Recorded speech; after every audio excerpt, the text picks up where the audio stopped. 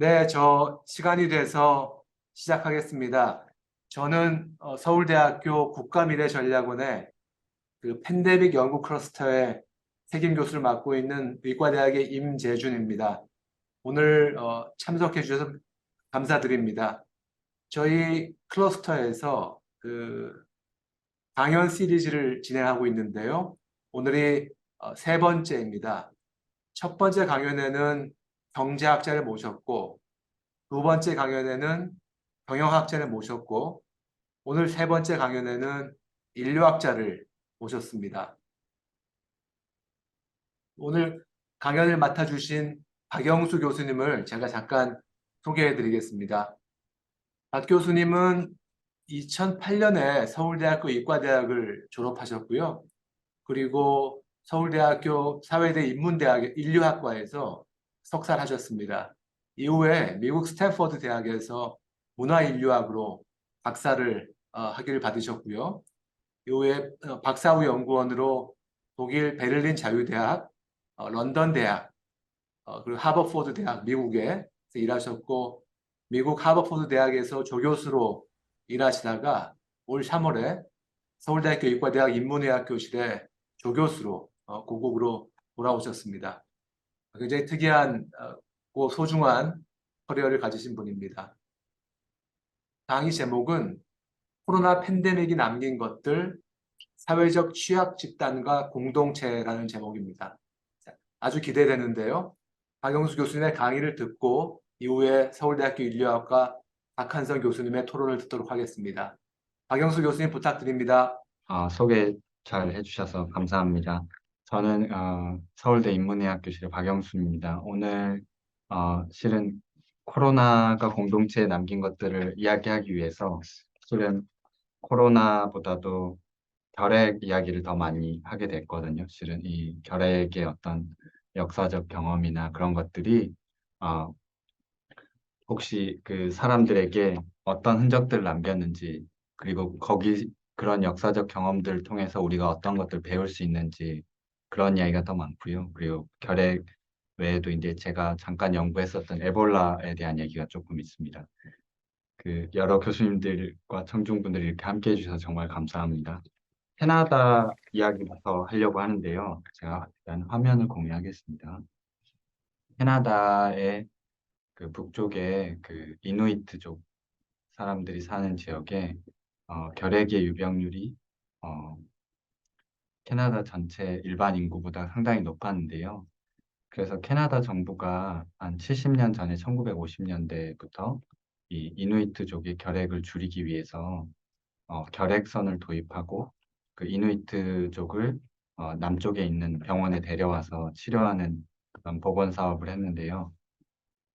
근데 최근에 그 트리도 총리가 그 캐나다가 했던 그런 결핵 사업에 대해서 국가적으로 사죄하는 그런 일이 있었거든요. 도대체 결핵 치료라는 그 좋은 의도를 가진 사업이 왜 국가에서 사죄할 만한 일이 됐을까 좀 어, 궁금증을 이제 사람들이 품을 수 있는데 음, 이게 이제 그 당시 그 결핵선의 사진과 그 이누이트 커뮤니티의 이제 모습을 이렇게 겹쳐서 찍은 사진인데 리자 스티븐슨이라는 그 맥길 대학의 의료 인류학자가 연구했던 내용인데 캐나다 정부가 이제 결핵 치료를 명목으로 이누이트인들에게 행했던 어떤 문화적 학살이 남긴 역사적 상흔에 대해서 연구했었습니다.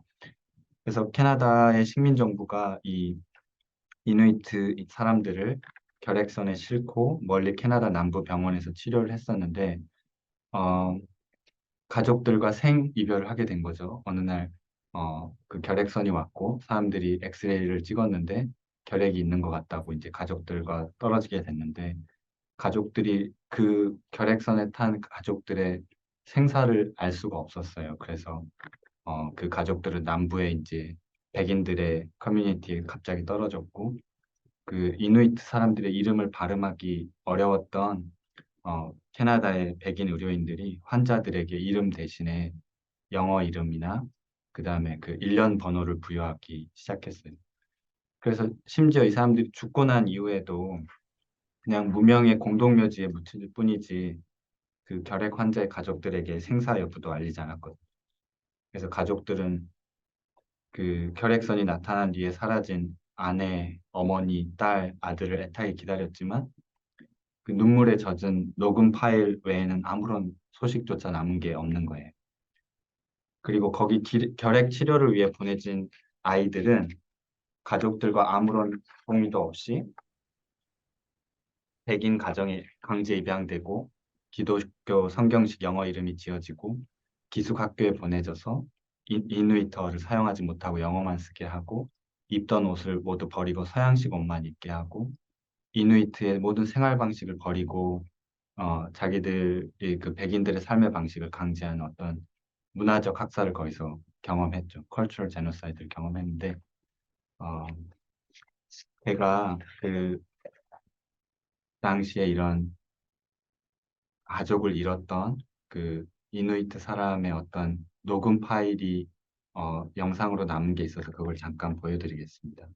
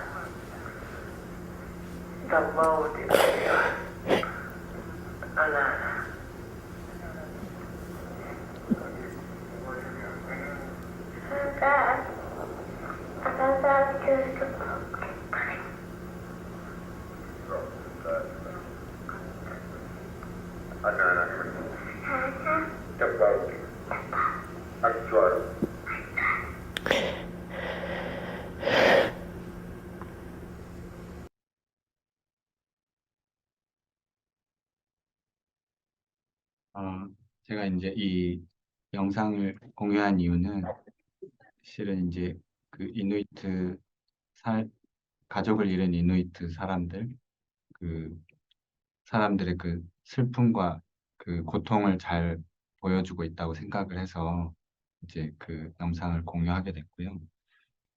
그래서 이 이누이트 결핵 환자들 개개인은 누가 죽었고 어디에 묻혔는지도 몰랐는데 그 당시에 남아있는 숫자는 또 얼마의 결핵 환자가 진단되었고 치료받았는지 통계 수치로만 남아있어요. 그래서 그 인간성이 박탈된 이 이누이트 사람들은 아무 이름도 없이 그저 결핵 확진자 혹은 매개체로서 정부가 어떤 그 결핵의 어떤 공중보건 성과가 실패하지 않도록 집계되기만 하는 숫자에 불과한 존재로만 남았던 거죠. 그래서 개인의 정체성이 박탈되고 가족과 분리돼서 모든 걸 잃게 돼도 결핵 확진자 수만 감소시킬 수 있다면, 그리고 영어로 말하는 동화된 캐나다 시민의 수만 늘릴 수 있다면 캐나다 정부는 무슨 일이든 할 수 있었던 거죠.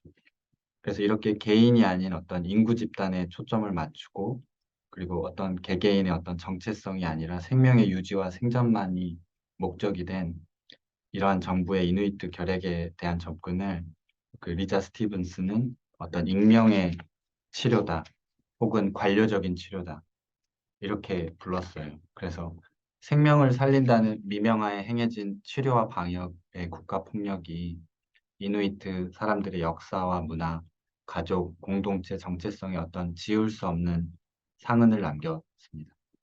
그래서 스티븐스는 이누이트 커뮤니티가 지금 전 세계에서 가장 높은 자살률을 보이고 있는 커뮤니티거든요. 그래서 캐나다 정부가 그 자살 예방 사업을 위해서 온갖 노력을 기울이고 있는데 실은 이 사람들의 자살률이 줄어들지 않는 이유가 이 결핵 사업에서 보여주듯이 어떤 문화적 학살에 가까운 폭력적인 그런 정치적인 개입이 남긴 역사적인 그리고 정서적인 흔적으로 바라볼 수 있지 않을까 하고 이렇게 의문을 제기합니다.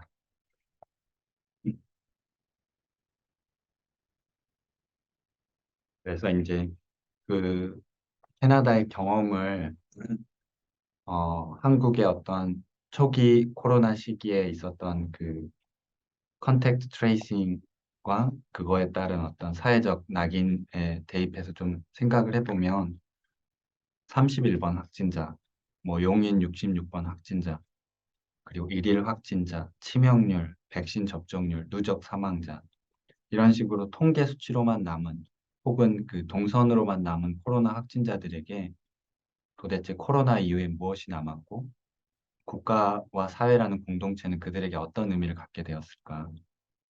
그리고 코로나 통계로 K-방역의 어떤 성공을 홍보하면서 수치로 줄 세워진 어떤 선진국 담론에만 활용된 코로나 확진자들, 그 사람들이 경험했던 어떤 죽음에 대한 두려움, 그리고 혼자서 생각해 볼 때 지금 냄새도 맡지 못하는 내가 지금 숨쉬고 있는 걸까?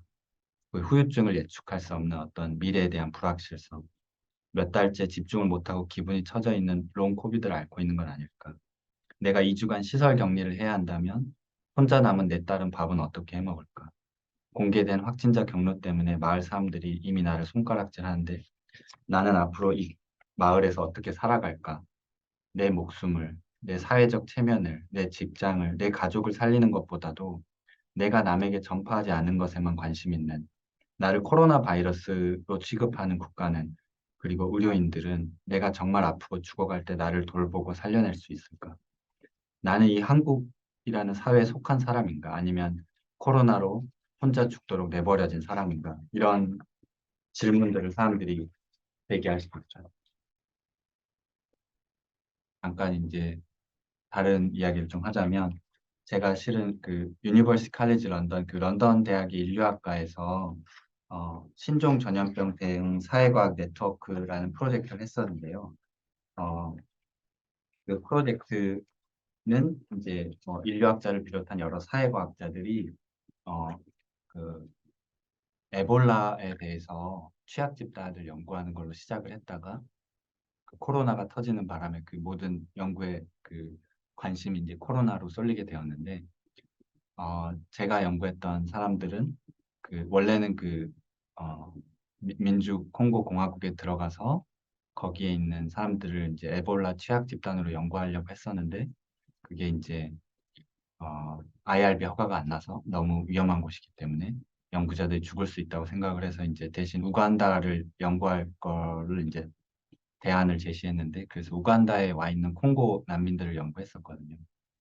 그래서 이제 그 콩고 난민들을 어떤 사람들이었냐면 이 사람들은 그 에볼라 발생이 증가하던 그 민주 콩고 공화국 동쪽에 그 놀스키브라는 그 도에 어, 오래전부터 내전이 있었거든요. 그래서 이제 수십만 난민들이 그 내전을 피해서 우간다 국경을 통해서 유입되고 있었는데 근데 문제는 이 우간다 국경에서 줄이 너무 길었어요. 왜냐하면 거기서 에볼라 선별 검사도 받아야 하고 공식적인 난민 지위를 인정받아야 캠프에 들어갈 수 있는데 그 당시에 이제 정부군과 반군이 인간 방패로 주민들을 사용하기 때문에 오히려 이렇게 오랫동안 국경에 있는 것 자체가 너무 위험해서 비공식적으로 그 경계를 넘어서 에- 그 우간다에 들어오게 됐는데 문제는 이제 이 사람들이 우간다에 들어오면 원래 난민은 그 시골 지역에만 살게 이렇게 만들어 놨거든요. 근데 생각해 보면 그 콩고의 난민들은 태어날 때부터 지금까지 계속 도시에서 살았던 사람들이에요. 그래서 우리가 난민 하면은 굉장히 시골에 있는 가난한 사람들을 생각하지만 이 사람들은 실은 국가의 그 국경을 넘나들면서 그 소상인으로 일했던 사람들이 더 많거든요. 그래서 이 아무런 난민지위도 인정받지 못하고 의료에 대한 접근성이 없는 상태로 우간다의 이제 그 슬럼가에서 살면서 콩고와 우간다, 뭐 루안다 이 국경을 넘나들면서 그 여러 가지 물건을 파는 것으로 생계를 유지하는 사람들이 많았는데, 그러니까 우리가 이 사람들을 에볼라 위험에 노출된 어떤 취약한 집단으로 바라보고 이 사람들을 연구하기 시작했거든요. 근데 이제 이 사람들 연구하면서 저희가 가졌던 핵심적인 질문 중에 하나가 이 사람들에게 공동체는 무엇일까라는 질문이었거든요. 왜냐하면 이 사람들은 이미 콩고라는 그 국가의 체제가 붕괴되고 있는 곳에서 어, 떨어져 나와서 여러 국가를 넘나들면서 사회적 네트워크를 만들어서 이제 생존해가고 있었는데, 이 사람들을 만약에 우리가 신종 전염병이 발생한 상황에서 제일 먼저 보호하고 이 사람들에게 적절한 개입을 하기 위해서는 이 사람들이 가지고 있는 공동체가 어떤 의미가 있고 어떤 사회적 네트워크가 있는지 미리 연구를 해서 알아보고 그런 사회적 그 커뮤니티를 통해서 적절한 개입을 할 수 있도록 준비해야겠다라는 취지의 연구였거든요. 그래서 이 사람들이 이렇게 국가의 경계를 넘나들며 살지만 여전히 뭐 종교나 어떤 그 자기들의 어떤 민족이나 어떤 비공식적인 경제 네트워크 아니면 공간을 공유하고 있다든지 뭐 이런 식으로 공동체를 만들어 가고 있었습니다. 자기들이 신뢰할 만한 공동체를. 그래서 이제 그 당시에 사용했던 연구 방법론은 이런 취약성 분석이었는데, 그래서 이게 질적인 연구고, 그 사람들이 기존에 어떤 사회적인 서비스에 도움을 받고 있는지, 그리고 이제 그런 전염병 상황이나 위기 상황이 됐을 때 그 사람들 공동체는 어떤 식으로 대응하고 변화했는지, 그리고 그 공동체 안에서 누가 가장 취약한 사람인지. 그래서 여기서 이제 제일 중요한 질문 중에 하나가 거기서 우리가 취약 집단이라고 발견한 사람들에게 인터뷰를 하면서 너가 주변에 알고 있는 사람 중에 너보다 더 취약한 사람은 누구냐라는 질문을 하면 그 사람이 어떤 새로운 집단을 가리키면 또 이렇게 스노우볼 하게 돼서 그 새로운 집단을 연구하게 되고 결국에 기존의 양적 연구로는 발견할 수 없었던 그 새로운 취약 집단을 그 필터로 발견하게 되는 그런 연구의 취지의 그 질적 연구였습니다. 그래서 이제 제가 그때 이제 우간다 국경을 통과해서 들어가면서 이제 그 에볼라에 관련된 그런 설문지를 작성하고 있었죠. 그래서 뭐 몸에서 이런 출혈이 있는지 혹은 그 장내나 어떤 시체를 만진 적이 있는지 뭐 이런 질문들을 물어봤었죠. 어, 이 우간다가 과거에 실은 에볼라의 그 에피데믹이 한 번 있었거든요. 그래서 그 휴레시 부부라는 그 인류학자 부부가 실은 2000년에 어, 있었던 그 우간다의 에볼라 에피데믹에 대해서 이제 연구를 한 적이 있었어요. 우간다 북부의 굴루라는 지역에 가서 이제 그 사람들은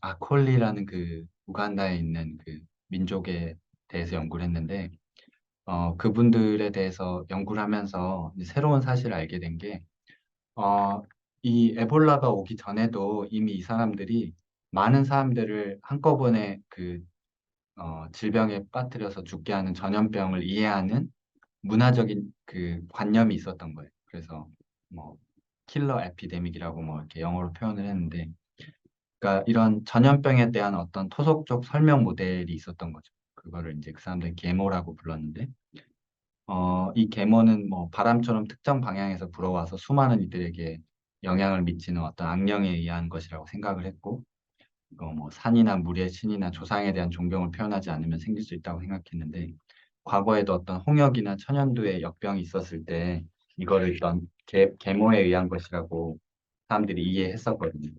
그래서 이제 그 기존에도 에볼라가 터지기 전에도 사람들이 자기들이 그 질병을 이해하는 설명 모델이 있었다는 거죠. 이게 아서 클라이만이라는 인류학자가 말한 그 설명 모델인데, 엑스플라나터리 모델이 실은 페이션트, 그러니까 환자의 설명 모델도 있고 뭐 닥터 의사의 설명 모델도 있는데, 결국에 이런 설명 모델이 서로 어, 상호작용하고 뭐 사회에 영향을 받으면서 계속 진화하고 변화한다는 그런 모델이거든요. 그래서 이제 실은 우리가 그 에볼라에 대해서도 어, 여러 가지 그 전파 경로에 대해서 이게 이제 미국 CDC에서 나온 자료인데 그 처음에 그 주노틱 스피로버 그러니까 인수공통 감염 그 전파가 일어난 순간에는 그 이 야생에 있는 동물을 사람들이 이제 섭취해서 그 과정에서 이제 그 에볼라가 그 인간한테 전파되기 시작했을 수 있는데 문제는 그 서아프리카에서 그 에볼라가 인간과 인간 간에 서로 전파될 때는 이 그 과거에 어떤 동물을 섭취한 그 경로가 아니고 사람들이 장례식이나 아니면 죽어가는 그 사람들을 돌보는 뭐 의료인이나 돌봄 제공자 이런 사람들이 실은 더 많은 위험에 노출돼 있었거든요. 근데 이제 우리가 그 에볼라를 그 걸리게 된 그 아프리카 사람들의 어떤 뭐 미개한 문화를 타자화하기 때문에 이 사람들이 좀 이 동물을 먹는 그런 미개한 문화가 문제라고 생각을 해서 어떤 전염병에 대해서도 이 사람들이 가지고 있는 문화적 행동에 대해서 비난을 하는 방식으로 접근을 한 적이 있었거든요. 그래서 실은 인간과 인간 간에 일어나는 그 특히 장례나 어떤 그 죽어가는 사람 돌보는 일은 실은 굉장히 선하고 좋은 일이잖아요. 그리고 그 장례를 치르고 죽은 사람을 실은 그 사후 세계로 보내준다는 게 그 공동체에서는 굉장히 중요한 의미가 있는데 그 살아있는 사람들의 그 운명까지 결정짓는.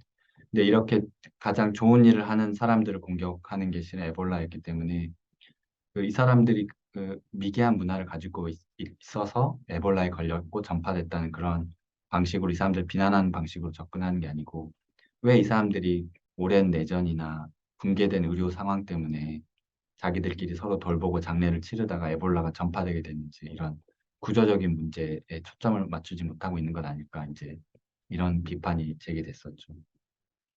이게 이제 그 역병이 돌았을 때 그 공동체적으로 자체적으로 가지고 있던 그 방역 수칙이었어요. 그러니까 우간다 내에서 그러니까 외부에서 들어온 사람들 허용하지 않고 그리고 생존자가 뭐 돌봄 제공자가 되고 뭐 이런 식으로 우리가 생각할 때 굉장히 상식적인 그 에피데믹 컨트롤 프로토콜이 있었거든요. 그러니까 우리가 생각할 때 뭐 아프리카 사람들은 미개하고 뭐 이런 역병에 대응할 능력이 없다고 생각하지만 실은 그 공동체 안에도 이미 그런 역병에 대응할 만한 자원과 지식과 사람들의 노력이 있었던 거죠.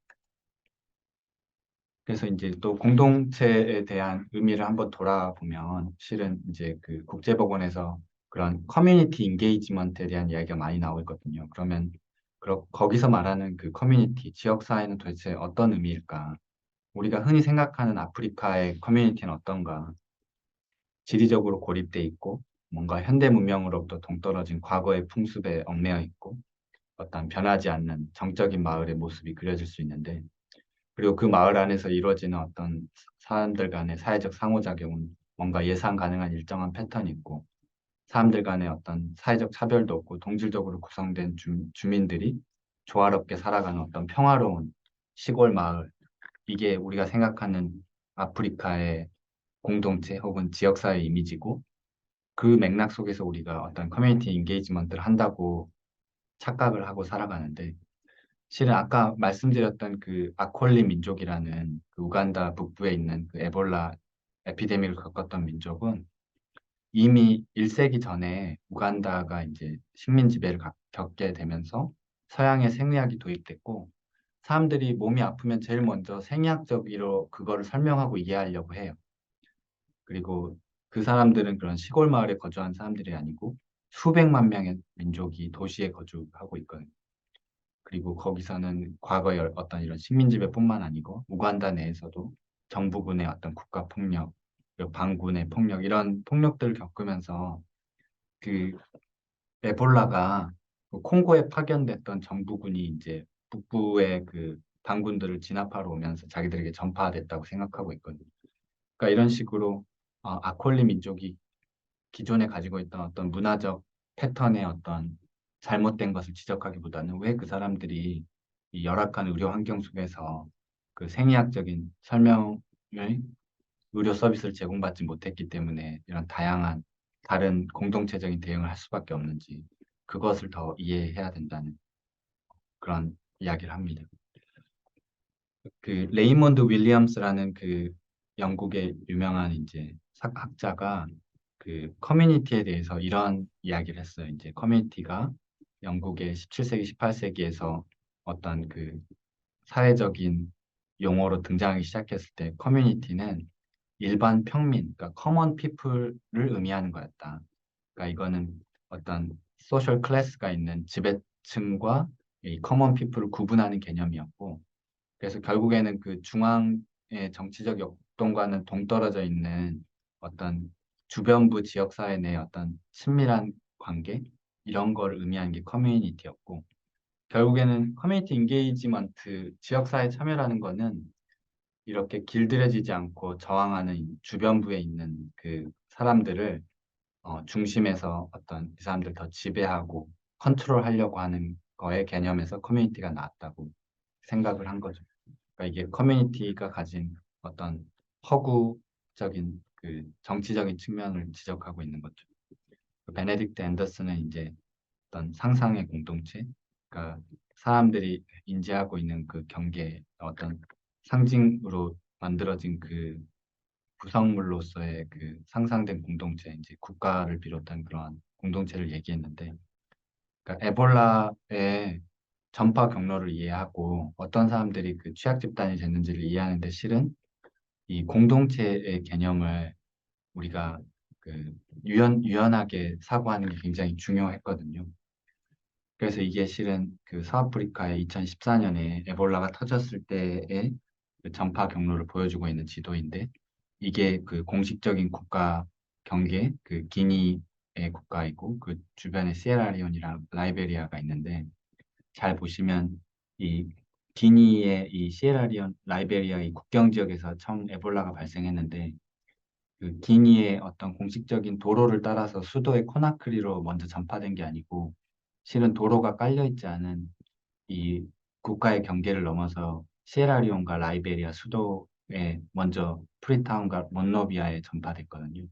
이게 이제 실제로 여기서 시작돼서 이렇게 전파된 경로를 보여주고 있는데, 그러니까 우리가 실은 국가의 경계를 공동체의 경계라고 생각하면 이런 현상이 일어날 수 없거든요.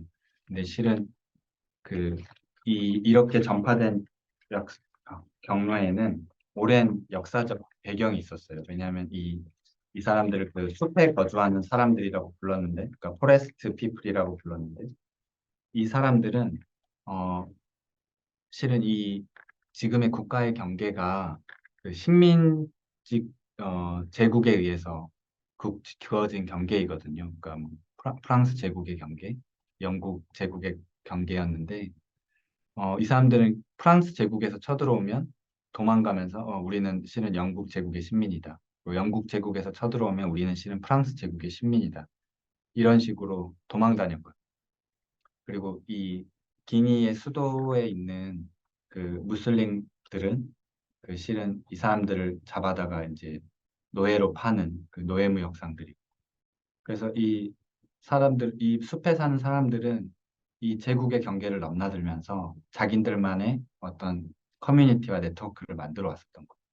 그래서 이 사람들은 긴이라는 공식적인 국가의 공동체보다는 자기들 간의 친족 네트워크, 어떤 경제적 네트워크를 통해서 시에라리온과 라이베리아의 수도에 있는 슬럼가와 더 밀접하게 연관돼 있었던 거죠. 그래서 이제 에볼라가 터졌을 때 거기서 중요한 어떤 종교 지도자의 의뢰가 있었고 그 의뢰에 참석했던 사람들이 이제 오토바이라는 그 비공식적인 경로를 통해서 그 다시 그 시에라리온과 라이베리아 수도로 돌아가게 됐고 거기서 도심 한복판에서 에볼라 에피데믹이 터지는 그런 상황이 벌어지게 됐던 거죠. 아,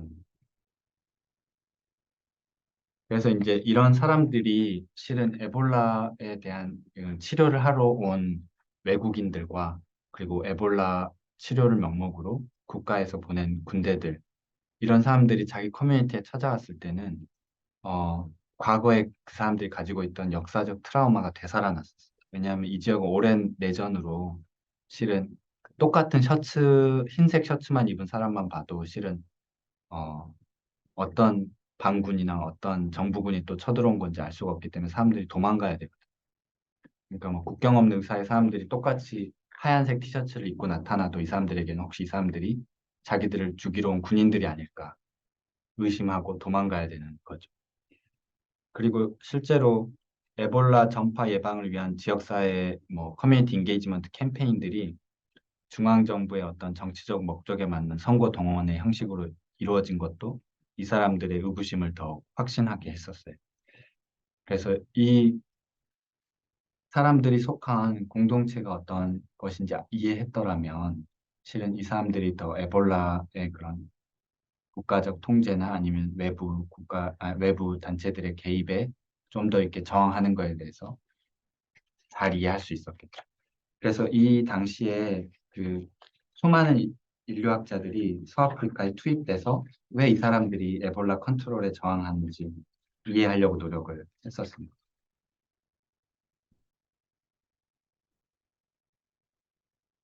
그래서 이제 그 에볼라가 휩쓸고 지나간 그 마을들은 실은 많은 내상을 입었어요.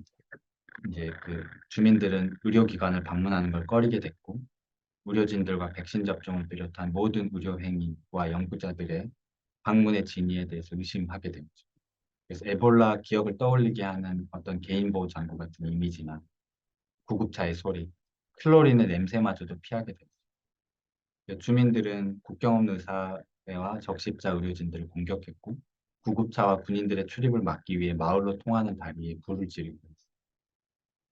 그리고 어떤 컨택트 트레이싱이나 락다운에 대해서 빈민들이 시위하는 것들을 진압하기 위해서 군대를 동원해요.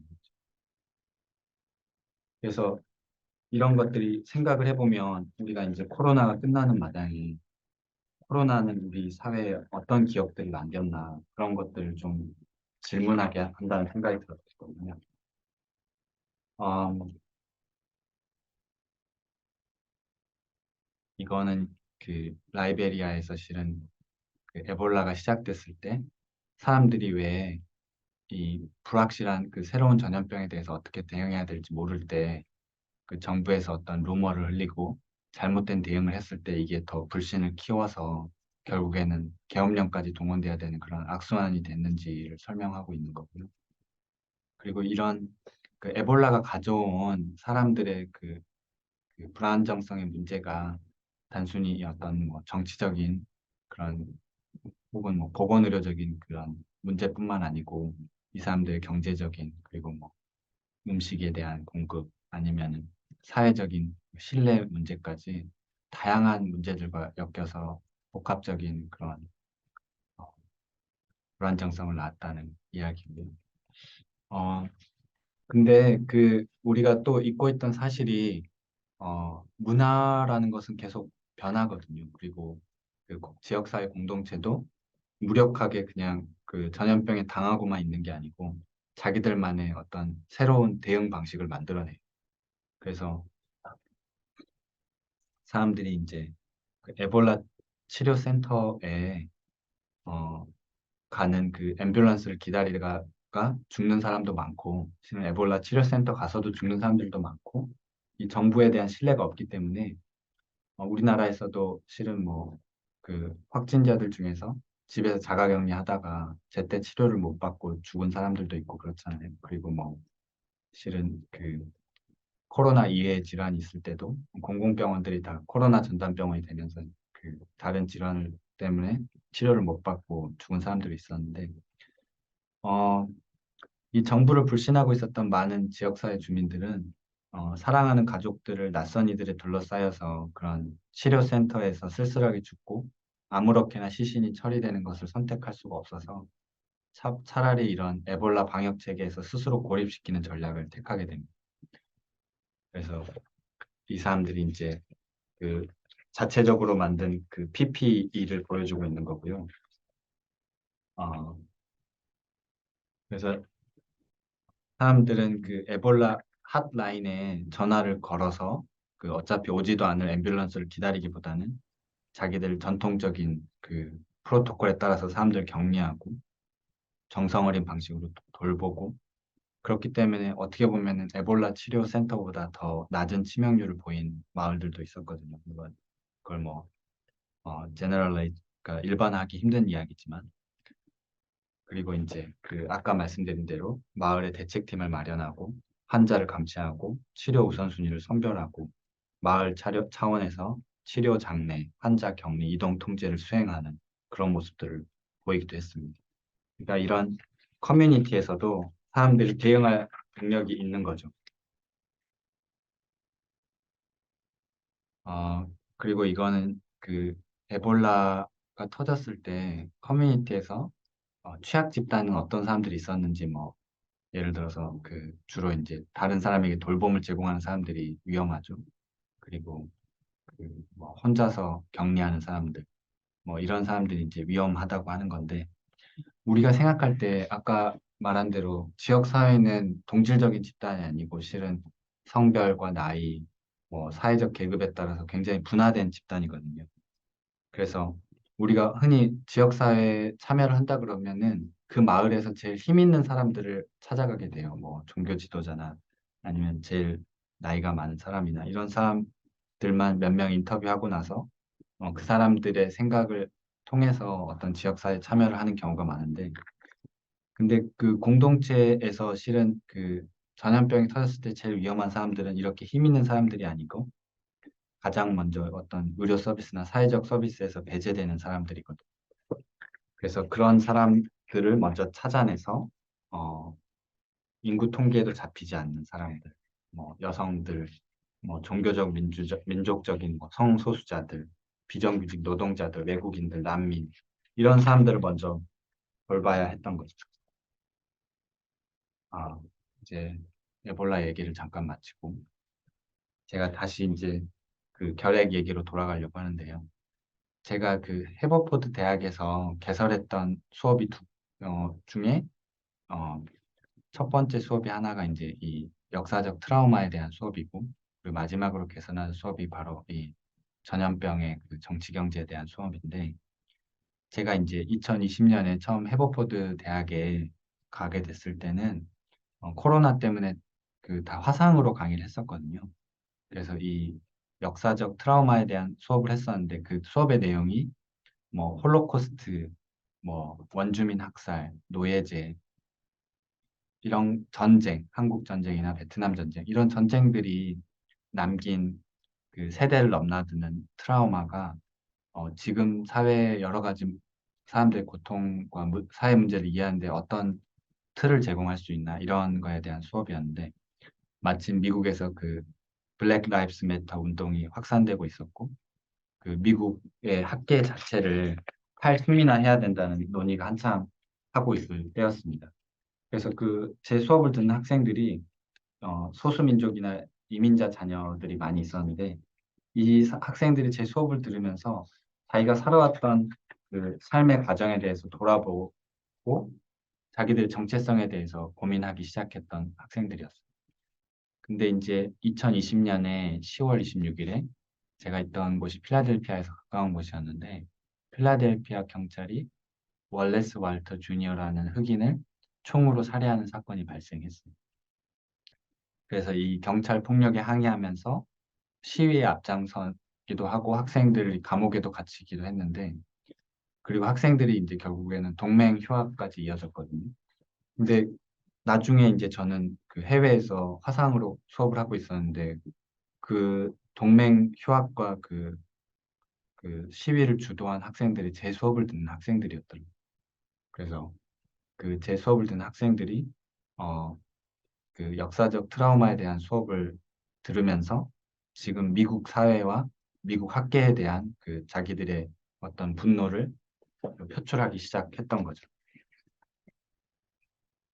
그래서 이제 그 학교에서 이거에 대해서 이제 공식적으로 사과를 하면서 우리가 이제 무슨 청교도들이 세운 그 학교라는 어떤 역사적 환상에 벗어나서 실은 우리 학교는 아메리카 원주민의 땅을 뺏은 터전 위에서 흑인들과 유색인종들의 노동 착취, 유색인종 학생들에 대한 배제를 기반으로 발전해온 백인 남성 중심의 학교라는 현실을 받아들였죠. 그래서 이제 인종차별 철폐에 대한 수업들을 개설할 거를 요청을 했고, 그래서 저도 그 인종차별과 전염병에 대한 수업을 개설하게 된 겁니다. 그래서 이제 저는 원래부터 전염병과 취약 집단, 사회적 불평등에 대해서 관심이 있었는데 그때 이제 결핵이 어떻게 미국 사회에서 그 결핵을 통해서 사회적 배제 논리를 강화시키는데 활용이 되었는지 이를 수업을 통해서 가르치게 되었던 거죠. 그래서 그 Infectious Fear라는 이 역사 책인데 이 책은 그 미국의 볼티모어라는 도시에서 있었던 그 결핵에 대한 이야기거든요. 그래서 이제 1950년대에 항결핵제가 도입되기 전에 20세기 초반에 미국의 어떤 인종 간 사망률의 그러니까 격차. 다시 말하자면 흑인들이 초과 사망하는 이유에 가장 큰 원인은 결핵이었거든요. 그래서 이제 그 노예제 폐지 이후에 산업화된 북부의 노동 인력을 채우기 위해서 남부의 농장에서 일하던 흑인들이 볼티모어나 필라델피아 같은 도시의 슬럼가로 이주해 왔었습니다. 이게 이제 그 당시에 흑인들이 모여 살았던 그 도시의 슬럼가의 모습인데 결핵으로 인한 사망자들을 도시의 지도 위에 이렇게 표시를 해보면 열악한 환경 속에서 여러 가구가 주거 공간을 공유해야 했던 흑인 밀집 거주 지역에 결핵이 창궐했고 이런 구역을 렁블락이라고 일컬어졌습니다. 그리고 이게 이제 그 렁블락의 검은색으로 표시한 점이 흑인들의 그 결핵으로 인한 사망 장소를 표시한 것이고요. 그리고 이제 이거는 제 필라델피아의 지도인데 아주 유명한 그 흑인 사회학자 W.E.B. 두부아가 실제로 그 작성한 지도입니다. 그 W.E.B. 두부아는 하버드 대학 박사학위를 받고 이제 베를린에서 그 사회학을 공부했던 그 당시 굉장히 성각자였는데 그 두부아가 필라델피아 서부의 유펜, 그러니까 펜실베니아 대학 인근에 빽빽한 소규모 주택들이 늘어선 그 빈민가, 여기서는 더 세븐스 워드라고 했는데 여기서 5천 번에 가까운 인터뷰 연구를 바탕으로 더 필라델피아 니그로라는 책을 집필했습니다. 1899년에. 그리고 흑인이 거주하는 집과 빈곤 수준을 지도로 남겼는데요. 그리고 그 지도를 지금 봐도 필라델피아의 렁블락에 해당하는 높은 흑인 결핵 사망의 도시 풍경이랑 겹쳐져 있는데요. 이게 이제 유펜 하스피탈이거든요. 그 유펜 하스피탈 주변에 이 흑인들의 이제 그런 가난과 그 결핵의 질병의 풍경인데 실은 그 미국의 많은 그 의과대학들 우리가 생각하는 명성 있는 뭐 하버드, 존스 홉킨스, 뭐 유펜 이런 대학들이 그 주변에 있는 흑인들의 몸을 연구하고 그 흑인들의 몸을 통해서 그 많은 부와 명성을 쌓은 것이거든요. 그래서 지금은 그거에 대해서 자체적으로 이제 반성하고 커뮤니티에 뭘 돌려줘야 되는지 이제 그런 움직임들이 있는데 그 코흐에 의해서 이미 결핵균이 그 1800년대 후반에 발견되었음에도 불구하고 그 20세기 초에 미국의 의학은 당시에 지배적이었던 우생학적인 사고에 아주 젖어 있었습니다.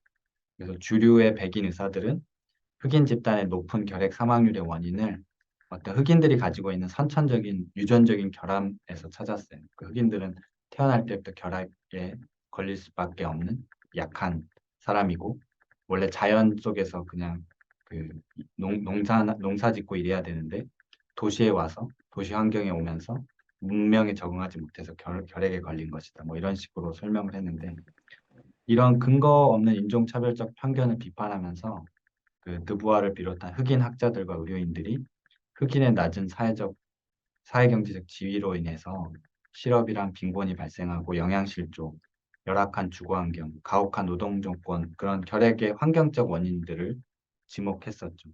통계적 어, 서베이를 기반으로. 그리고 이제 이게 그 렁블락의 어떤 또 다른 이야기인데 어, 그 당시에 이런 환경적 설명이 어, 흑인의 결핵으로부터 중산층 백인들을 보호하고자 했던 그 시정부 관료들과 정치인들에 의해서 왜곡된 형태로 유용되는 일들이 발생했습니다. 그 흑인들은 좁은 공간에 여러 가구가 모여 살아가는 비도덕적이고 비위생적인 흑인 그 개인적인 행동과 문화적 관습이 결핵의 원인이라고 지적을 했던 거죠. 그래서 이 사람들이 이제 결핵에 대해서 공중보건적인 접근을 주창하면서 흑인들의 건강 행동을 바꾸고 위생 상태에 대한 감시를 강화하면 된다. 그래서 이 흑인들이 놓여 있는 어떤 사회 구조적인 폭력의 문제를 어떤 그 흑인들 개인의 어떤 문화의 문제, 행동의 문제로 변형시킨 거죠. 여기서 한 걸음 더 나가서 이런 근본적인 공중보건적인 해법이 바로 흑인 빈민가의 철거라고 주장을 합니다. 그래서 백인들에게만 독점적으로 이 교외의 주택 건설을 지원해주고 백인들을 위해서 밀접 접촉 노동에 종사하는 흑인들의 어떤 그런 소셜 인터랙션을 다 무시한 채로 그냥 자기들이 생각하는 그런 인종 차별적인 주거 정책, 레지덴셜 세그리게이션이죠. 그래서 흑인들이 사는 지역들을 해서 흑인들을 몰아내고 어, 백인들에게 그 흑백 주거 분리를 강화하는 논리에 결핵이 사용되었던 거죠.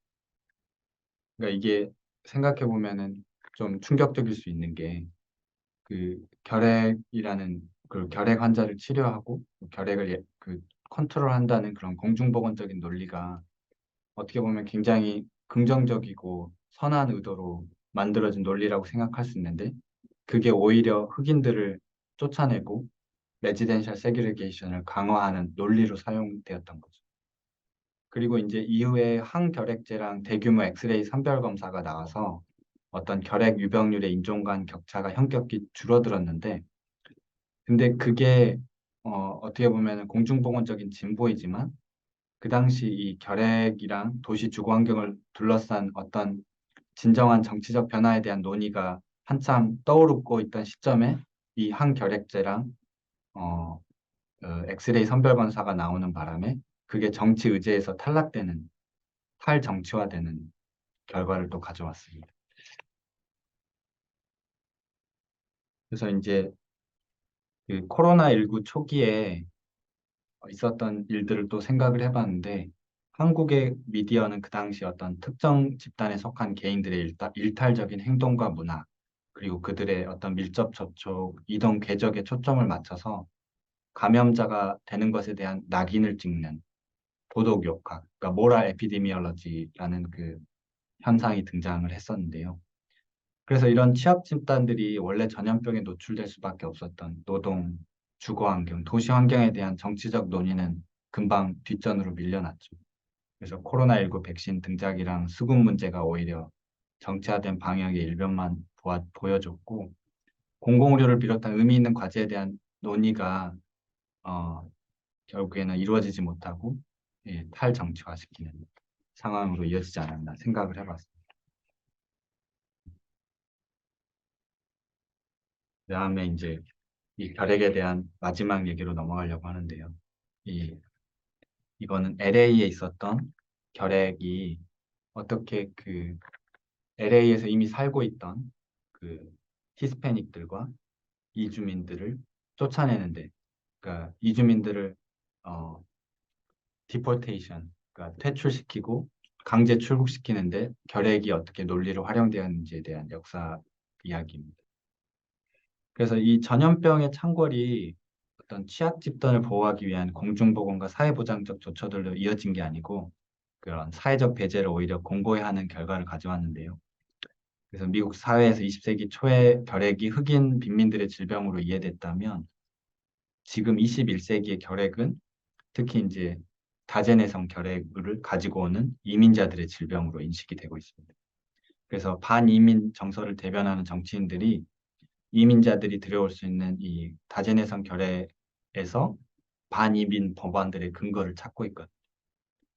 이거는 이제 20세기 초에 이민자들이 몰려들었던 미국 서부의 LA에서 이민자들을 강제 출국시킬 근거를 결핵에서 찾았던 역사의 또 다른 반복이라고 할 수 있는데 그 LA시 보건당국이 결핵에 대한 통계 수치를 매년 생산해냈었는데 이러한 통계를 반이민법의 근거에 활용할 수 있도록 계속 제공해왔어요.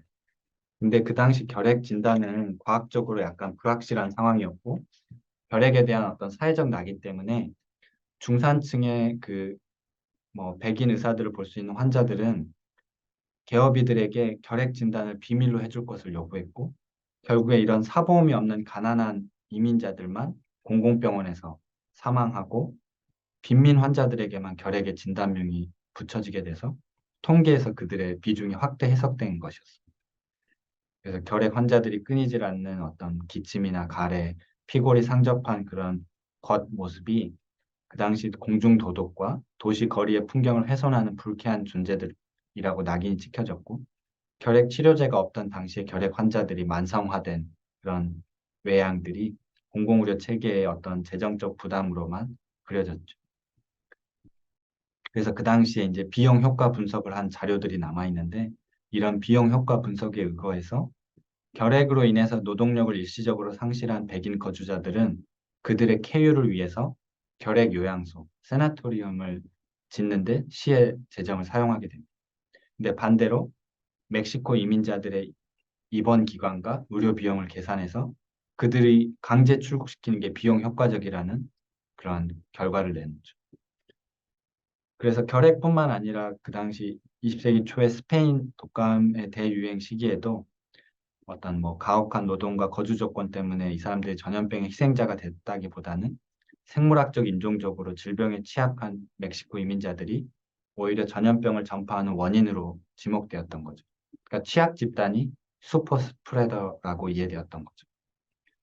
그래서 결핵이 결국에는 LA 안에서 의료기관과 학교를 인종 분리, 그러니까 레이셜 세그리게이션 하는 근거로 활용됐고 노동 이민 할당제, 쿼터제, 강제 출국, 그러니까 디포테이션의 어떤 근거가 됐던 거죠.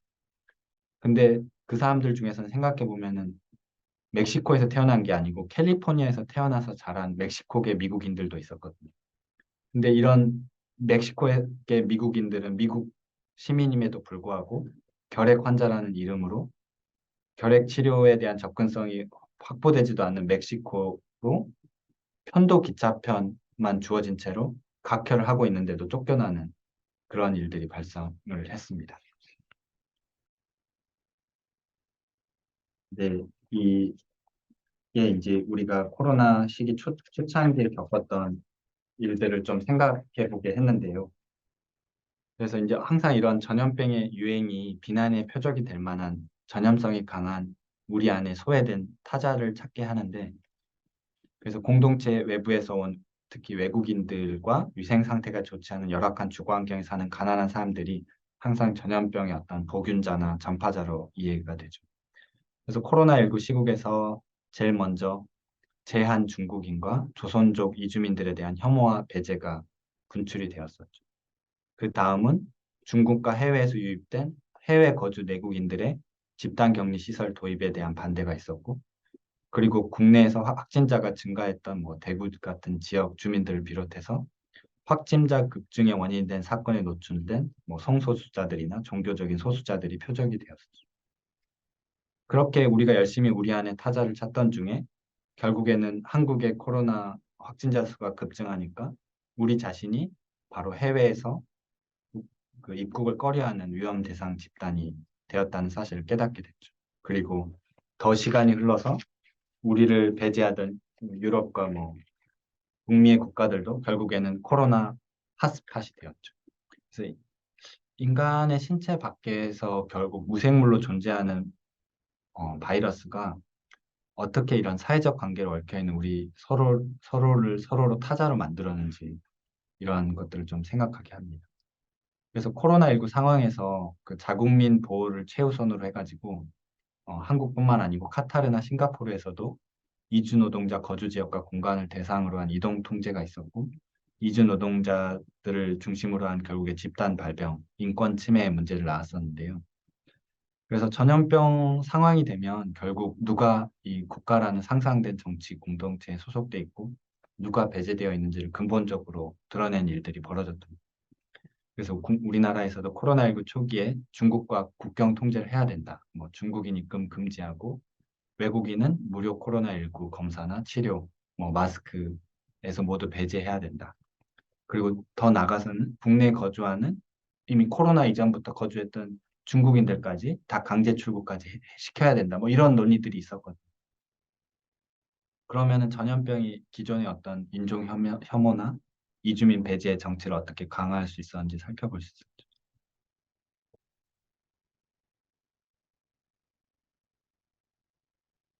이제 제 이야기를 끝내려고 하는데요. 끝날 시간이 이미 지났구나.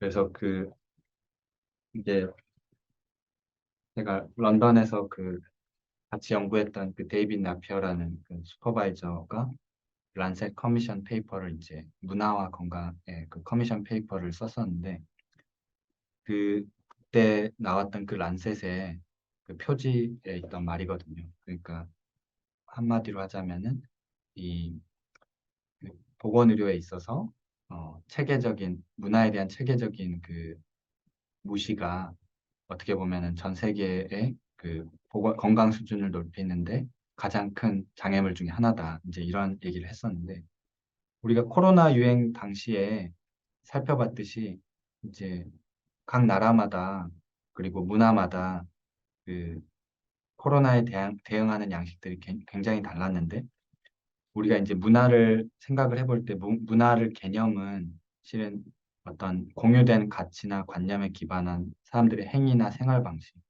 그리고 이러한 공유된 가치와 의미를 지켜내기 위해 만들어낸 인간의 모든 산물을 포괄하고 있는 거거든요. 그래서 우리 사회에서도 어떤 사람들이 이렇게 마스크 잘 쓰고 열심히 방역에 참여했던 문화가 과거의 어떤 메르스의 유행이나 미세먼지 이런 것들을 겪으면서 사람들 일상적인 도덕적 실천과 과학적 지식으로 정착해 왔던 거거든요. 그래서 문화라는 게 어떤 우리가 과거에 무슨 전통 사회 틀에 갇혀 있는 고정불변의 관습이 아니라 끊임없이 사회 변동에 따라서 생성되고 폐기되고 재해석되는 역동적으로 변화하는 역사적 산물이거든요. 그래서 이 문화에 대해서 어, 어떻게 보면은 동일한 사회 집단 내부에서도 뭐 종교나 인종, 계급, 젠더 뭐 이런 거 정부에 대한 신뢰, 개인의 자유에 대한 정치적 신념에 따라서 사람들이 실천하는 문화에 대한 양상이 굉장히 다양하거든요.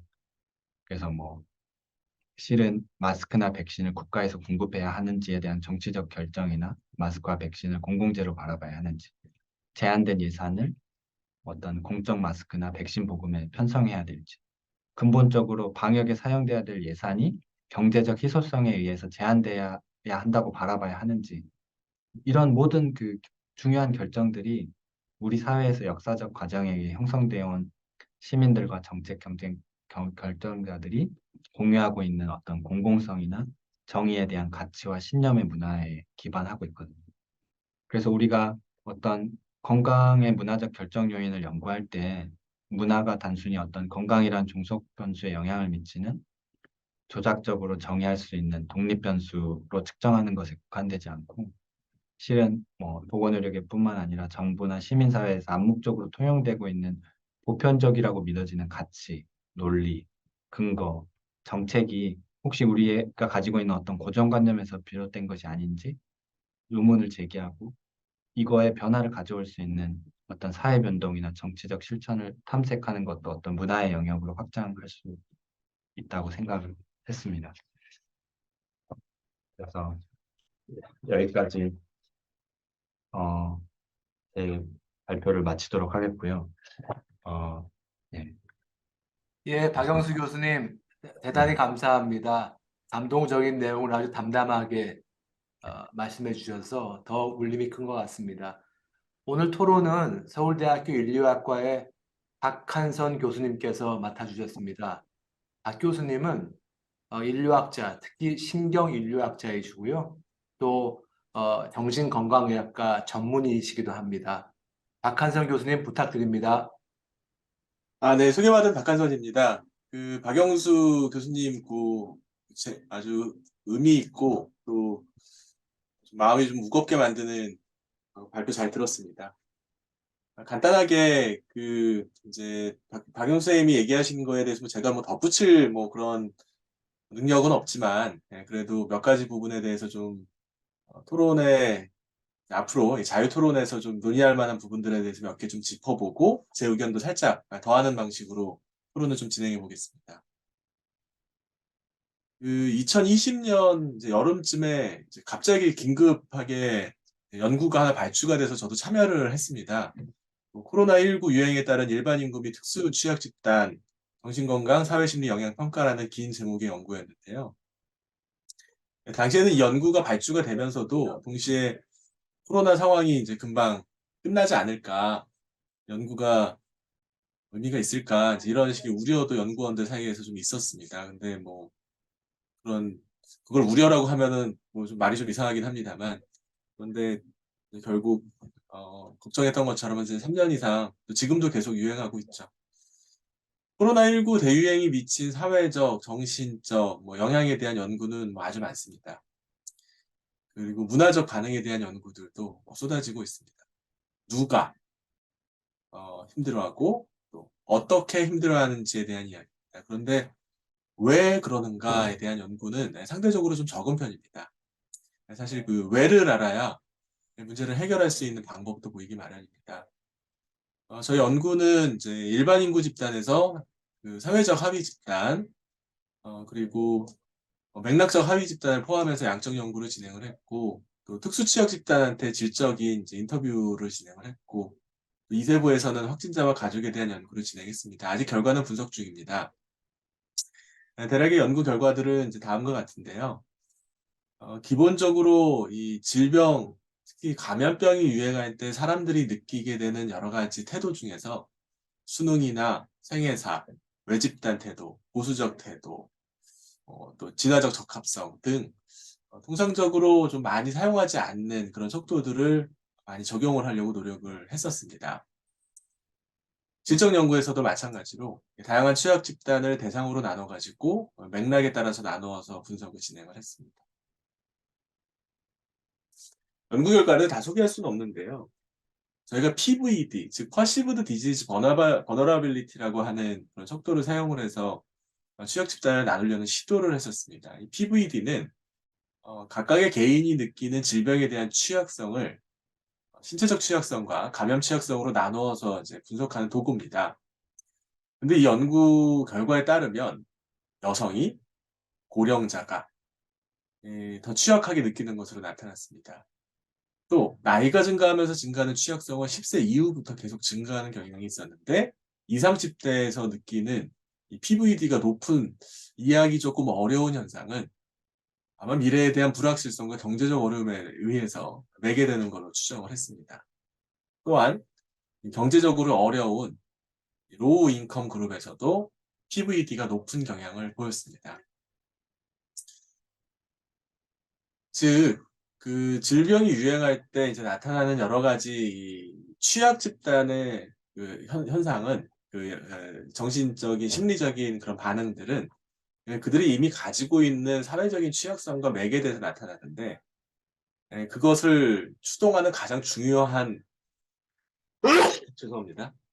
가장 중요한 이유는 바로 실질적으로 감염이 될 가능성에서 시작된다고 추정을 했습니다.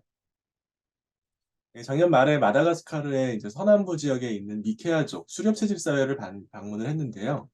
그 수렵채집 사회 중에서 그 숲에 살고 있는 진짜 수렵채집인 집입니다. 집에 뭐 별로 없죠. 뭐가 가재도구도 없고 뭐 아무것도 없습니다. 상황이 안 좋아지면 다른 곳으로 계속 이동형 생활을 하기 때문입니다. 그래서 이렇게 파노라마를 찍었는데 주변에 집이 하나도 없습니다. 이웃은 20km 걸어가야 이웃집이 하나 있고, 이렇게 아주 넓은 지역의 산계에서 살고 있는데, 아마 반건조 지역에서 진화한 인류의 조상들은 아마 주로 이런 환경 속에서 멀리 떨어져 가지고 지냈을 겁니다. 다른 사람들을 만날 일도 드물고, 만나서 감염병이 유행하기에는 인구 밀도가 너무 낮기 때문에 알 노트값, 즉 재생산 지수가 너무 낮아서 감염병을 걱정할 일도 흔치 않았습니다. 드론으로 그 지역을 찍었는데요. 이 작은 파슬리처럼 보이는 나무들이 다 바오밥 나무입니다. 근데 이 지평선까지 이어져 있는 이 거대한 반건조 지역에 적게는 300명, 정확한 인구를 모릅니다. 많게 쳐도 3만 명 정도가 안 되는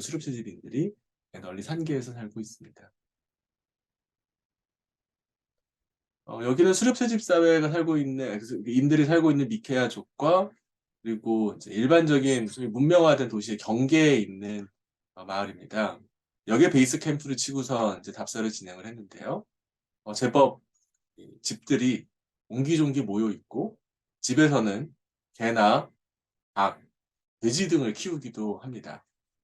배설물도 여기저기 이제 아무렇게나 방치되는 경향을 보이고 감염에도 아무래도 아까 보여줬던 수렵채집인보다는 좀 더 취약한 높은 인구 밀도를 보인다고 할 수 있는데 아마 여러분들은 이제 이런 정도의 듬성듬성 있는 집들을 보면 이게 뭐가 인구 밀도가 높냐라고 생각하실 수도 있을 것 같습니다.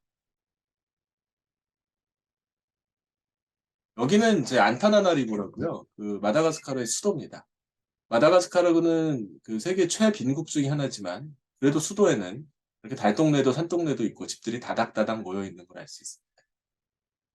이 세 가지 장면을 보여드린 이유는 인간이 가지고 있는 기본적인 감염병 상황에서 보이는 사회적 혐오와 차별들이 바로 이 높은 수준의 인구 밀도가 유발한 감염 취약상에서 시작할지도 모른다는 진화의학적인 그런 접근을 이제 설명드리고 싶어서 그랬습니다.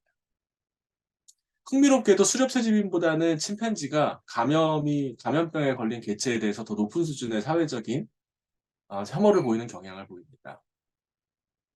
수렵채집인이 침팬지보다 인구 밀도가 1000배 정도 희박하기 때문인지도 모릅니다.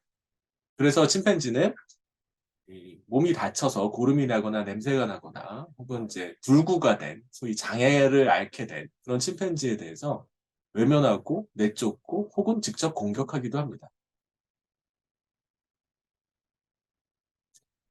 우리가 느끼는 혐오는 6가지 기본적인 심리 반응 중에 하나인데 냄새, 맛, 기형, 더러움, 배설물, 사체, 소동물이나 곤충 등에 집중되어 있습니다. 그런 것들을 보면은 우리는 본능적인 혐오 반응을 느끼게 되고요. 이러한 혐오 반응 중에 일부가 바로 나와 다른 민족, 언어 혹은 외모를 가진 인종에 대한 차별로 이어지지 않을까 학자들은 추정하고 있습니다. 혐오라고 하는 감정이 회피라고 하는 행동으로 이어져서 감염의 확산을 막아줄 수도 있겠지만 증오, 분노, 추방 등의 사회문화적 코드로 굳어지게 될 수도 있다는 거죠. 박영수 선생님께서 얘기하신 내용과 비슷합니다.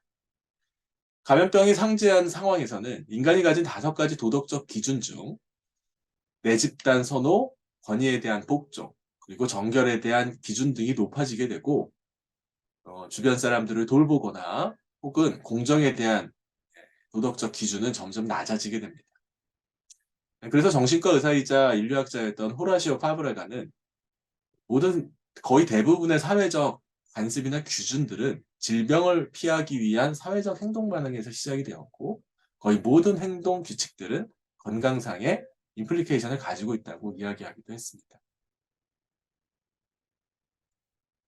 요거는 2020년도 말에 그 언론재단하고 같이 진행을 했었던 연구였는데요. 코비드 19이 유행한 다음에 사람들이 가지고 있는 혐오 반응이 실질적으로는 특정한 지역에 모여 있는 대구 사람한테 더 집중되어야 소위 의학적으로는 좀 그나마 타당성이 있다고 할 수 있을 텐데 중국 사람이나 타 종교를 가지고 있는 소수 집단에 더 집중되어 나타나는 경향을 보였습니다. 즉 우리들이 감염병을 막기 위해서 진화시킨 행동 면역 체계 BIS, Behavioral Immune System이 현대사회의 다양하고 복잡한 문화적 현상, 사회적인 복잡성과 만나면서 오작동을 하고 있다고 생각합니다. 그러한 상황들이 현대사회에서 다양한 집단 간 갈등, 그리고 사회적 혐오와 분열로 나타날 가능성이 있고 이는 앞으로 계속 유행하게 될 전 세계적인 감염병, 유행, 팬데믹 상황에서 사회적인 신뢰와 결속이 깨어지는 부정적인 영향을 낳을 수 있다고 생각합니다. 물론 이를 실증하기는 대단히 어렵습니다. 하지만 비슷한 비유를 하나 좀 들어보면, 비슷한 사례를 한번 억지로 좀 가져와 보면 작년 초 란셋지에 실린 코비드 19 이후 초과 사망률에 대한 데이터에 따르면 리투아니아와 러시아, 우크라이나, 미국 등이 가장 높았습니다. 중국도 아마 지금은 사정이 그때와는 좀 다를 거라고 생각합니다. 사실 이제 일부 국가에서는 코로나로 인한 사망자들을 정확하게 데이터를 뽑아주지 않기 때문에 이 초과 사망률을 통해서 실제 얼마만큼 많이 죽었는지를 추정할 수 있는데요. 지금 벌어지고 있는 미국, 그리고 우크라이나, 러시아, 그리고 중국과 미국 간의 다양한 국제적 갈등이 물론 코로나 이후에 더 심해졌다고 보기 이렇게 그거 하나만의 원인이라고 이야기할 수는 분명히 없겠지만 감염병 상황이 만들어낸 타집단, 외집단 혐오와 내집단 선호의 심리적 경향이 이러한 집단 간의 갈등, 국제적인 분쟁을 지지하는 사람들의 믿음을 좀 불을 끼얹었다라고 추정한다면 그지 틀리지도 않을 수도 있지 않을까라고 생각합니다. 박영수 선생님이 얘기하신 이 사회적 취업 집단, 그리고 감염병 유행에서 벌어지는 다양한 집단 간의 갈등과 혐오 등은 비단 이제 의료의 문제나 보건의 문제가 아니라 그리고 우리들이 뭐 더 잘 살아보자라는 문제가 아니라 더 큰 수준에서 사회적 신뢰나 집단 간의 갈등 혹은 영내 갈등 혹은 더 큰 수준의 이제 뭐 전쟁이나 이제 이런 식의 파국적인 결과로 이어질 수 있는 촉발할 수 있는 요인이 될 수도 있기 때문에 좀더 더 넓은 견지에서 봐야 된다고 생각합니다. 그런 의미에서 오늘 강의, 방현수의 강의에 대해서 굉장히 의미가 있는 주제였다고 생각을 하고요. 앞으로 그런 연구 결과가 좀 더 성숙해서 이런 상황들을 막을 수 있는 좀 더 효과적인 인류학적 정책이나 제안 등을 제시할 수 있기를 기대하겠습니다. 네, 부족한 토론은 여기서 이렇게 짧게 마치도록 하겠습니다. 네, 감사합니다. 박영수 교수님의 강의만큼이나 박한서 교수님의 토론도 감동적이었습니다. 우리 시간이 한 20분쯤 있고요. 선생님들, 참여자들 누구든지 궁금하시거나 말씀하실 게 있으시면 말씀해 주십시오. 혹시나 지금 말씀하시기 어려운 상황이면 이 채팅창에 의견을 남겨주셔도 됩니다. 그 제가 박영수 교수님께 한 가지 이제 말씀드리고 싶은 게 있는데요. 우리나라는 뭐 굉장히 선진국이고 그리고 비교적 빈부격차가 덜하고 비교적 그래서 제가 이제 임상의사로서 느끼는 거는 물론 콜센터 등의 특수한 상황에 감염 리스크가 높게 노출된 사람이 있지만 음. 그 감염되는 경우에 이제 차별보다는 감염 후에 그 입는 피해에 대한 차별이 더 심했던 것 같아요. 예를 들면 코로나 시기에 그 교육, 학업 성취도가 떨어진 학생들도 대개 이제 저소득층의 학생들이었고 코로나 시기에 직업을 잃거나 수입이 줄어든 사람들도 되게 경제적으로 어려운 분들이었고, 그리고 의학적으로도 코로나 때문에 많이 돌아가신 분들 또는 또 나이가 많은 노인들이었거든요. 그래서 하여튼 이 환자들을 이 우리나라처럼 이 정도 수준이 되는 나라에서는 감염의 불평등도 있었지만 그것보다 더 심한 것은 혹시 그 감염의 결과의 불평등이 아니었냐라는 생각을 좀 해봤는데요. 박 교수님께서 어떻게 생각하시는지 궁금합니다. 예, 뭐 교수님 말씀에 동의하고요. 제가 이제 실은 그 코로나가 이제 그 정리되고 있는 마당에서 제일 궁금했던 것도 코로나 시기에 있었던 여러 가지 우리가 방역의 논리로서 당연시했던 그런 논리들이 어, 코로나 이후에도 얼마나 작동할 것인가, 얼마나 우리 사회에서 당연한 논리로 받아들여질 것인가, 이제 이런 것들이 궁금했는데 그런 논리들 중에 하나가 이런 방역에 때문에 불가피한 상황에서 발생하는 사회적 불평등에 대해서 어떤 국가나 사회적으로 개입하기보다는 당연히 감내해야 되는 것으로 그 논리가 고착화 되는 게 좀 우려스러웠거든요. 그래서 이런 뭐 교육의 불평등 혹은 뭐 그런 계급 불평등이 이 코로나의 결과로 인해서 재생산되고 그리고 뭐 필수 노동자라고 하지만 결국에 그런 언택트 레이버를 할 수 없어서 결국에 그 사지에 내몰린 그런 사람들에 대해서 우리 사회에서 그 사람들은 기꺼이 이 방역의 상황에서 얼마든지 버려질 수 있는 사람들, 얼마든지 우리 사회에서 배제될 수 있는 사람들, 우리의 그 방역의 성공을 위해서는 얼마든지 희생될 수 있는 사람들이란 논리가 남아 버리진 않을까 그런 것들이 염려됐던 것 같아요. 네, 감사합니다. 그 박한성 교수님께도 여쭤보고 싶은 게 있었는데요. 아까 말씀하신 것처럼 이런 이제 에피데믹 시기에 타 집단에 대한 혐오라든지 아니면 감염자에 대한 스티그마티제이션 같은 것들이 이 원인이 진화적 압력이라면 사실 우리가 이제 배우자를 고를 때 잘생긴 사람, 예쁜 사람을 고르는 것도 진화적 압력 때문인데 잘 고쳐지지 않잖아요. 그게 이 문화가. 그러면 우리가 이런 에피데믹 시기에 이 팬데믹 시기에 그런 감염에 취약한 그룹이나 감염자에 대한 차별이나 혐오를 어떻게 고쳐나가기가 좀 힘든 게 아닌가. 이게 계속 반복되지 않을까 하는 걱정이 좀 들었는데요. 어떻게 생각하시는지 궁금합니다. 아, 네, 맞는 말씀입니다. 네, 사실 인간의 고정되어 있는 심리적 반응은 의지나 뭐 교육을 통해 가지고 이렇게 휙휙 바뀌지는 않는 그런 이제 본성적인 특징이 분명히 있습니다.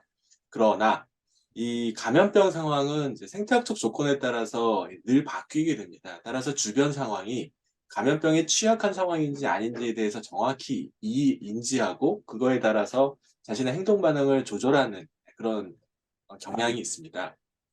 외집단을 회피하고 외집단을 멀리하게 되면 협력과 교류의 이득이 감소하기 때문에 그 두 가지 압력이 서로 이제 충돌을 하게 되면서 균형점을 찾게 되는 이제 타협을 하게 되는 경향이 발생하게 되는데요.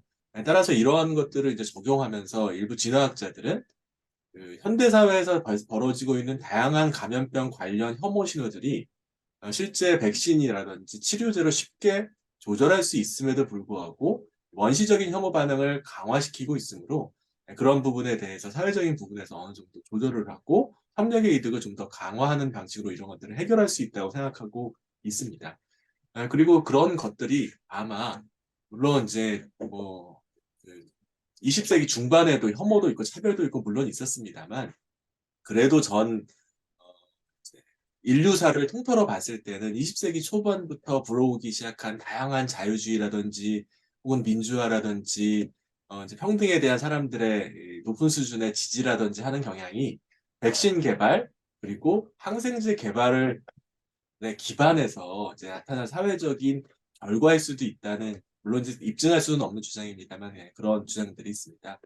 좀 더 그러니까 과도하게 얘기하면 의학과 보건의 발달이 사회를 좀 더 살기 좋고 또 협력하고 교류할 수 있는 사회를 만들어줄 수 있는 가장 중요한 사회적 인프라가 될 수 있다는 거고요.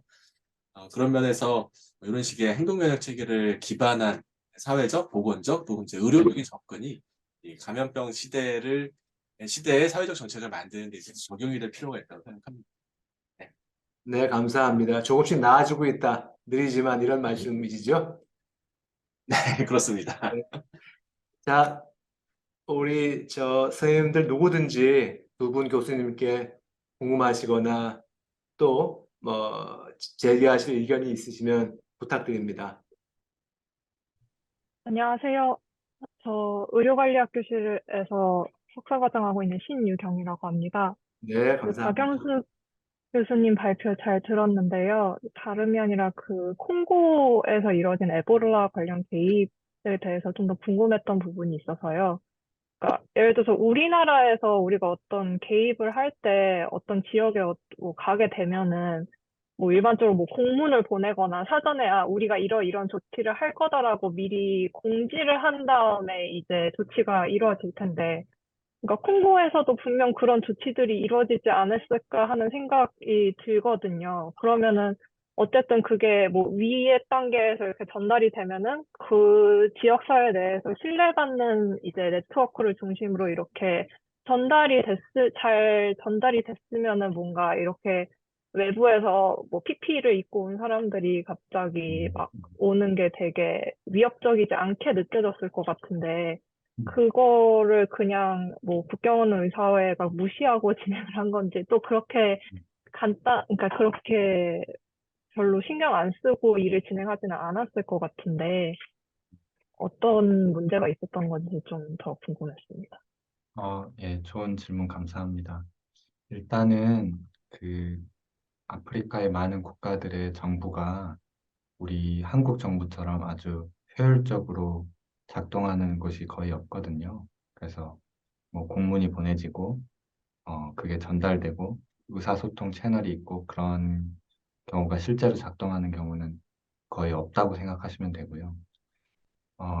그리고 일단은 그거를 이해하기 위해서는 더 근본적으로는 아주 깊이 오래전부터 역사적 과정에서 형성된 지역사회와 중앙 권력 간의 불신에 이해해야 된다고 생각을 하거든요. 그래서 실은 뭐 국경 없는 의사회 분들도 뭐 좋은 의도를 가지고 왔지만 이 사람들이 봤을 때 국경 없는 의사회나 아니면 정부의 그 보건의료진들의 개입에 대해서 가지고 있던 이 불만들은 실은 이 사람들이 그 에볼라로 죽어가는 것보다 더 흔한 질환들로 이미 많이 죽어가고 있었거든요. 말라리아 때문에 죽고 뭐 설사 관련 질환 때문에 죽고 자기들이 일상적으로 죽어가는 그 수많은 질병에 대해서는 무관심하고 아무 개입도 없었던 외부에서 온 사람들이 어느 날 나타나서 자기들의 피만 뽑아가고 자기들 대상으로 백신 실험만 하고 그리고 그 데이터는 커뮤니티에 돌려주지 않고 그리고 정부에서 어느 날 갑자기 나타나서 보건의료라는 이름으로 여러 가지 국가 폭력과 어떤 정치적 활동들이 재개됐을 때 사람들이 가지고 있던 어떤 외부에서 온 권력과 그 개입에 대한 환멸에 쌓여진 역사들이 있거든요. 그래서 이 국경 없는 사회 활동을 했던 그 빈키 뭉웬이라는 그 응급의학 의사이자 이제 의료인류학자인 사람이 그 NEJM이라는 그 의학 저널에 그 에볼라 당시 있었던 자기 치료 경험에 대해서 썼을 때 했던 얘기가 이 지역사회의 신뢰를 회복하고 싶으면 에볼라 트리트먼트 센터만 세우지 말고 이 사람들의 모든 질병에 대해서 장기적으로 치료할 수 있는 그런 체계를 세우는 게 더 중요한 일이다. 그래서 지역사회 신뢰를 회복하고 이 사람들이 진정으로 신뢰하고 도움을 받을 수 있는 보건의료 체계를 확립하는 게 더 의미 있는 개입이다. 이런 내용의 기고문을 쓰기도 했었거든요. 그래서 그런 좀 다른 차원의 문제들이 있는 것 같습니다. 네, 감사합니다. 네, 우리 채팅창에 질문이 들어왔습니다. 배가 침몰할 때는 취약한 여성, 어린이부터 구조하는데 이처럼 위기 상황에서 취약한 분들을 우선해서 도와주는 행동 양식과 그렇지 않은 행동 양식을 결정하는 요인은 무엇일까? 라는 겁니다. 그러니까 질문이 그런 거네요. 이렇게 가장 위험하고 취약한 사람들을 도와주는 경우가 있고 그렇지 않고 못 본 척하고 도리어 좀 덜 급한 사람들이 위주로 자원이 분배되는 경우가 있는데 이제 무엇이 이런 것을 결정하는지에 대한 질문인 것 같습니다. 박한석 교수님부터 먼저 말씀해 주시겠습니까? 네, 배가 침몰할 때 여성이나 어린이를 구조하는다고 생각하지는 않고요. 구조해야 한다라는 믿음이죠. 네, 실제로는 전쟁이라든지 재난이 벌어지게 되면 가장 취약한 집단은 여성과 어린이들입니다. 노인들이고요. 이렇게 우리가 이제 영화에서 보는 것처럼 그렇게 보호받지 못하는 경우가 사실 훨씬 더 많습니다. 그렇기 때문에 이제 역설적으로 더 보호를 해야 된다라고 하는 이제 사회적 규준을 만들고 또 사회적 평판을 통해 가지고 그러한 친사회적 행동을 하도록 이제 문화를 만든다 이제 이렇게 진화 인류학에서는 보고 있는데요. 그런 문화들, 그런 친사회적인 문화가 이제 좀 더 건강한 사회를 만들어줄 수 있는데 가장 효과적인 전략이 될 수 있음에도 불구하고 감염병 상황에서는 그러기가 어려운 경우가 많습니다.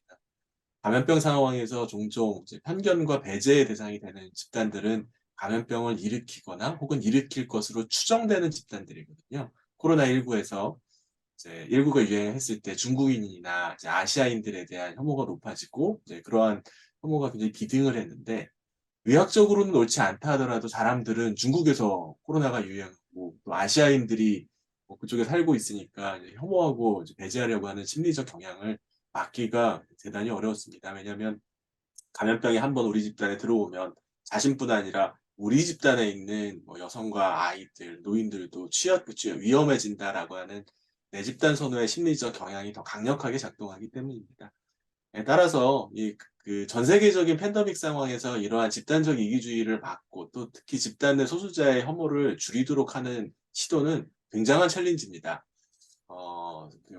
이제 전방위적인 노력이 있지 않고는 사실 인간의 그좀 건강하지 못한 본성은 상당히 좀 안 좋은 파국적 결과를 낳을 가능성이 있어서 저도 아직 답은 잘 모르겠습니다만 노력이 많이 필요하다는 거에 대해서 공감합니다.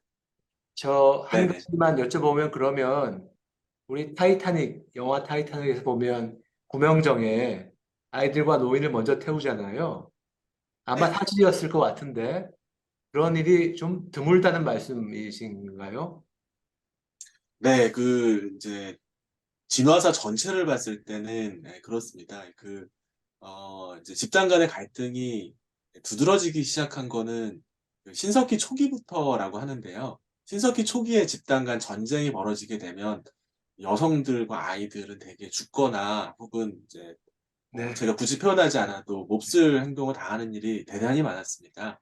뭐 여성을 먼저 보호하고 아이를 보호해야 된다라고 하는 수준의 이제 이런 사회적인 믿음이 우리의 그냥 공감대가 생긴 거는 비교적 근대 사회 이후에 이제 벌어진 일이고요. 과거 사회에서는 기근, 전쟁, 뭐 무슨 재난이 벌어지면 가장 먼저 희생되는 집단들이 여성과 아이들 그리고 이제 노인들이었다고 할 수 있습니다. 네, 좀 슬픈, 시간적으로는 좀, 예, 네, 슬픈 일입니다. 슬픈 일인데 잘 이해했습니다. 박영수 교수님 뭐 덧붙이실 말씀이 있으십니까? 아, 뭐 저도 이런 결정 요인을 연구하기보다는 실은 어떤 집단이 더 취약한 집단인가를 알아내는 게 더 궁금한 사람이긴 한데요. 그러니까 이 재난 상황에서 이 그 취약성 분석이 탄생한 이유 중에 하나가 이제 예를 들어서 사이클론 나르지스가 버마에 갔었을 때 그 당시에 이제 그 데이빗 나피어 그 사람이 이제 버마에 갔다가 이 취약성 분석 툴을 만들게 되는데 그 이유가 이제 그 버마에서 사람들이 어떤 사람이 가장 그 재난 상황에서 쌀도 못 받고 굶어 죽어가고 있을까 이제 이런 고민을 하다가 마을 사람들에게 물어보니 어, 젊은 소녀들이라는 거예요.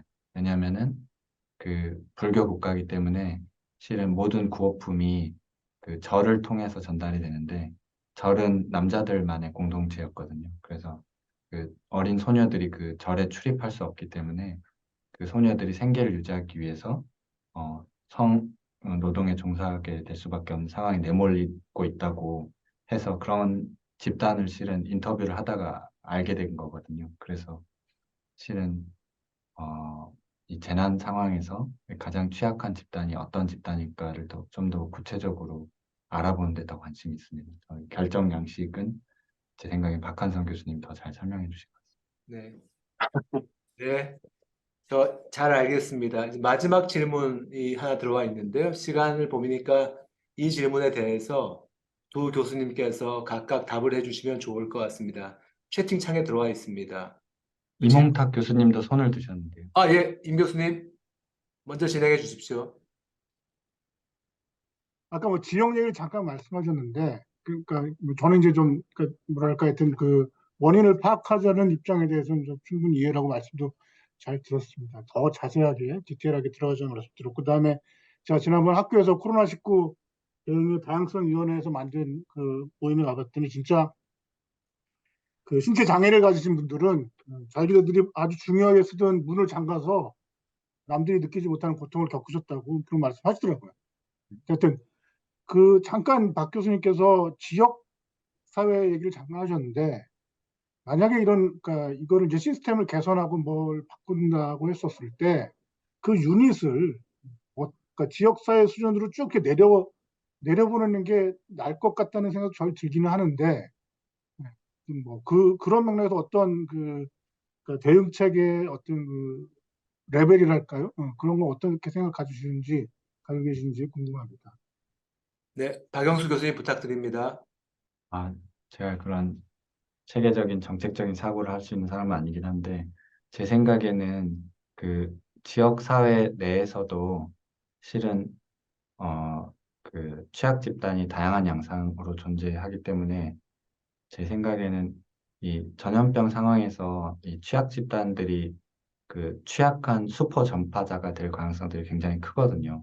그리고 그 사람들을 내버려뒀을 때 거기서 어떻게 뭐 더 전염병이 확산되고 심지어는 그런 불평등 때문에 어떻게 보면 그 변이가 나중에 생길 수도 있다고 생각을 하는데 근본적으로는 그래서 일단은 그 어떤 정책의 단위를 지역 사회로 설정하기보다는 제 생각에는 그런 취약 집단들이 어떤 집단들이 있을 수 있는지 미리 선별해서 그 사람들의 어떤 사회적 네트워크를 파악하고 그 사람들에게 적합한 개입들을 미리 좀 생각해 보는 게 의미 있는 개입이라는 생각을 가지고 있습니다, 개인적으로. 이 지역 취약계층, 취약한 분들을 자세히 이제 분석해 보자는 말씀이시죠? 감사합니다. 마지막 질문에 대해서 두 분 교수님께서 말씀해 주시고 마치는 시간이 딱 맞을 것 같습니다. 마지막 질문은 그거죠. 신종 감염병 대응에서 정의로운 방역, 형평적 방역이 현실에서 가능하도록 만드는 사회 제도적 조건이 무엇이라고 생각하시는지에 대한 겁니다.